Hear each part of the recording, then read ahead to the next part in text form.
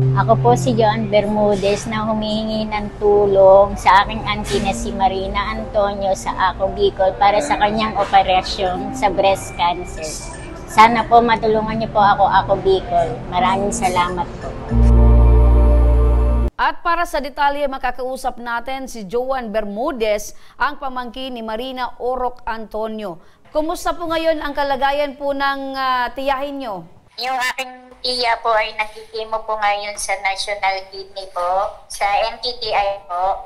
Naka-admit po siya ngayon? Chemo lang po, ma'am. Okay. So, pagkatapos ng chemo, iuwi nyo na po sa bahay po ninyo? Apo, ma'am. Apo, ma'am. Okay. So, ilang araw po bang kailangan niya po mag-undergo ng chemotherapy? Ano po, ma'am? Every 21 days po. Every 20? Okay. So, nakaschedule po siya sa loob po ng isang buwan, 21 days. Apo, ma'am. Opo. Siyempre, meron po siyang nararamdaman prior po na siya, idalhin niyo po sa ospital para po ipakemo. Ano po yung usual ano po yung usual niyang nararamdaman or pinagdadaanan po? Minsan po, ma'am, yung, di ba po yung sakit niya po sa dede po, ma'am, ano po, stage 2 cancer na po kasi siya, ma'am, eh.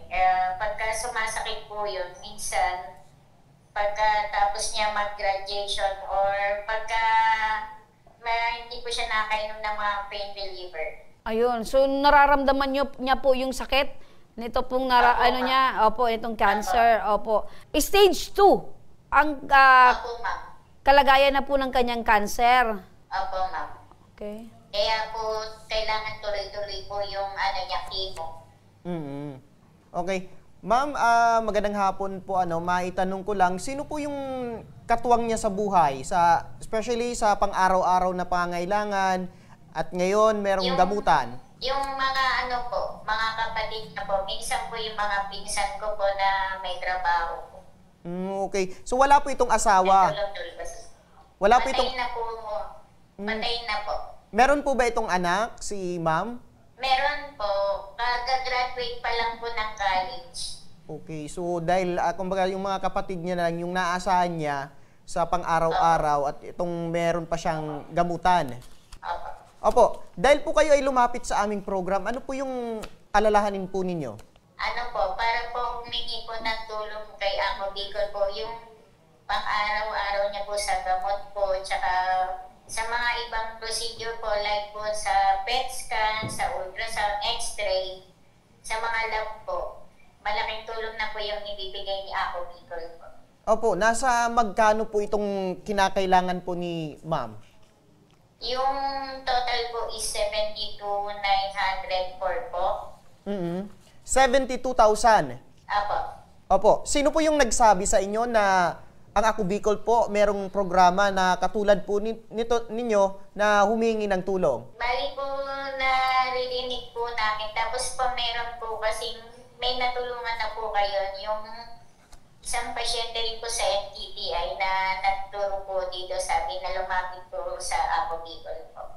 Nung nalaman mo, ma'am, na meron ng, kumbaga nandyan ang Ako Bicol na tumutulong sa kagaya po ninyo, ano yung naramdaman nyo, ma'am? Meron bang, kumbaga, pag-asa na naramdaman po kayo? May pag-asa po. Kasi po, hindi naman po kami malalapit dito kung hindi po totoo. Kasi po, marami na rin po kayong natulungan po eh.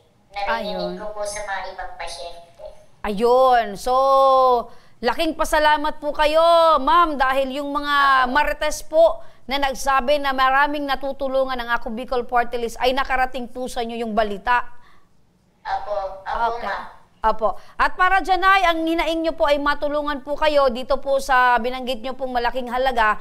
Nasa linya po ng ating telepono para po tugunan ang inyong pong pangangailangan. Nasa kabilang linya ng telepono sa muli. Nagbabalik Sir Alvin Martinez, ang Supervising Political Affairs Officer ng Ako Bicol Party List. Sir Alvin, eto, isa na naman pong kababayan natin yung humihingi po ng tulong para po sa hospital bill or eto pong pagpapagamot. Malaking halaga din. Opo.